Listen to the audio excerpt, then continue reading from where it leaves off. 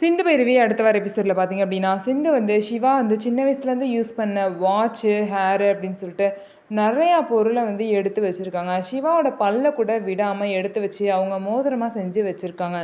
இதெல்லாம் சிவா கிட்ட காமிக்கிறாங்க.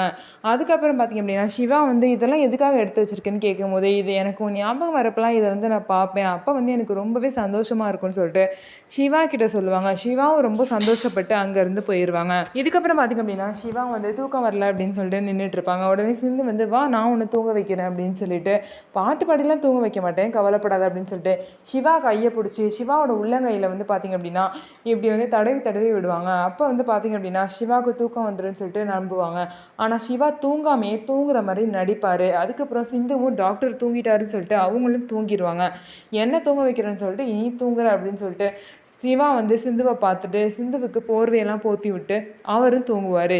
இன்னொரு சைடு பார்த்திங்கன்னா பைரவி வந்து இந்த மாதிரி ஃபங்க்ஷனில் நடந்தது, இந்த மாதிரி நான் வந்து உன்னை அடித்தது, இந்த விஷயம் எதுவுமே வந்து அன்னபூர்ணியத்துக்கு தெரிய வேணாம்னு சொல்லிட்டு ஆறுமுகத்துக்கிட்ட வந்து பைரவி சொல்லுவாங்க.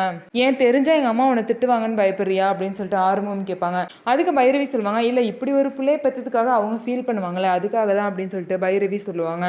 அதுக்கப்புறம் பார்த்தீங்க அப்படின்னா பைரவி வந்து அந்த சஞ்சயை பற்றி வந்து ரொம்ப பெருமையாக பேசுவாங்க.